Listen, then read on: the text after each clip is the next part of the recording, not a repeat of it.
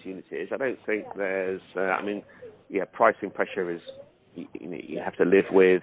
Doing things more efficiently is definitely, something to focus on, to be able to offer really competitive solutions at very competitive prices.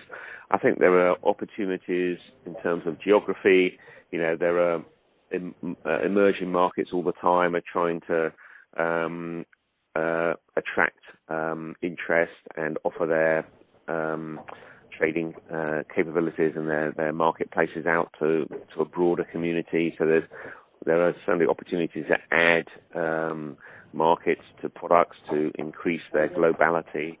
I think there's potential in other asset classes too. I mean, Fidessa is very strong in cash equities and has moved into listed derivatives. UL have done something similar. Activity very strong in the derivative space.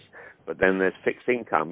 Fixed income is probably going to be the next asset class to come under scrutiny from regulators, and so there's potential opportunity for these firms to move into another asset class, to extend their offerings to another asset class and offer to people or teams within existing clients or new clients that they can't serve at the moment. I think then there's things like artificial intelligence. I think some as the artificial intelligence capabilities, as they become more sophisticated and capable and everything, I think there's some could be some highly interesting developments that could be done to use AI in the world of financial markets trading. Still probably early days at the moment, but definitely a trend and something to watch. Mm-hmm, mm-hmm. And generally, how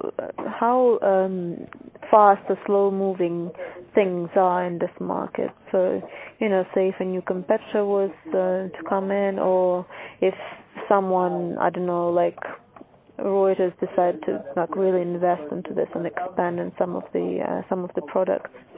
How quick do you think? This could materialize if it did? I think for a brand new competitor to come in and compete head on with what people like Fidessa, UL Inc.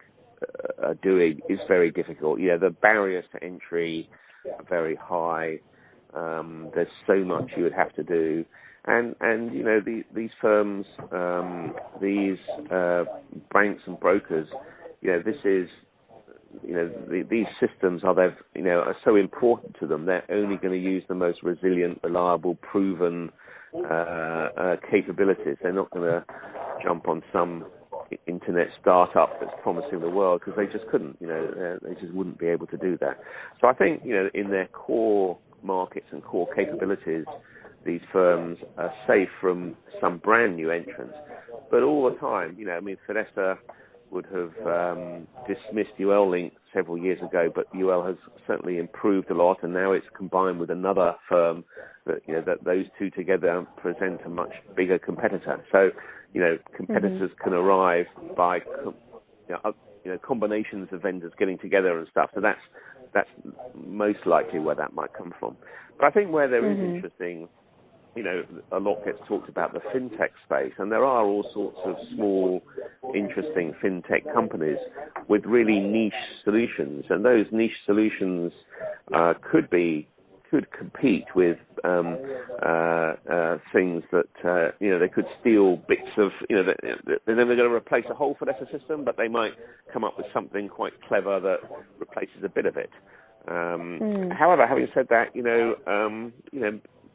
certainly one of the things Fidessa has tried to do, although it hasn't really been very successful at it, is actually work with fintech firms and say, you can plug your clever little widget into our platform, and we benefit because we're then offering more to our clients. You benefit because you can sell to our client base, and the clients benefit because they get more capabilities. So there are maybe ways to work with some of these exciting new fintech startups and firms like that, rather than try and develop everything yourself, because there's a limit to what you can do. So partnerships like that could be quite interesting going forward too.